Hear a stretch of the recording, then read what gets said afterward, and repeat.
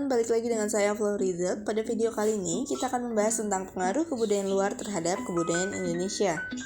Oke, yang pertama ada pengertian kebudayaan. Secara etimologis, kata budaya atau kultur dalam bahasa Inggris berasal dari bahasa Latin colore yang berarti mengolah atau mengerjakan sesuatu yang berkaitan dengan alam.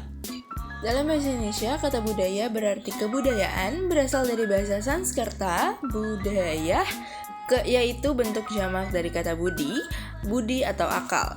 Lalu kita akan membahas tentang proses tumbuh kembang suatu budaya, yaitu secara umum permasalahan yang masih dihadapi dalam perkembangan kebudayaan antara lain adalah yang pertama ada pembangunan ekonomi yang belum mampu, diimbangi oleh pembangunan karakter bangsa, lalu yang kedua ada kemampuan bangsa dalam mengelola keberagaman kebudayaan belum optimal.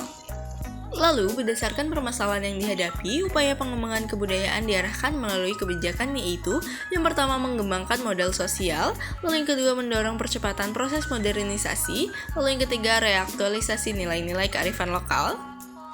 Lalu kita masuk ke pembahasan pengaruh Hindu terhadap kebudayaan Indonesia. Proses masuknya kebudayaan Hindu ke Indonesia ada berbagai pendapat, teori atau pandangan, yaitu yang pertama teori Waisya, teori Brahmana, dan teori Ksatria. Lalu pengaruhnya ada di bidang politik dan juga bidang sosial. Contoh dari bidang sosial itu yang kayak kasta-kastanya. Lalu ada di bidang bahasa, bidang religi, dan bidang kesenian. Kalau bidang kesenian contohnya kayak adanya relief candi yang diambil dari kisah Ramayana.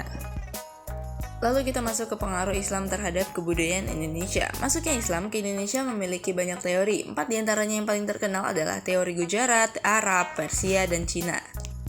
Lalu pengaruhnya dari terhadap tempat ibadah di Indonesia, terhadap tempat tinggal raja di Indonesia, terhadap batu nisan di Indonesia, terhadap seni pertunjukan di Indonesia. Nah, lalu kita masuk ke pengaruh kebudayaan barat di Indonesia. Kebudayaan barat yang masuk ke Indonesia sebenarnya memiliki dampak positif dan negatif.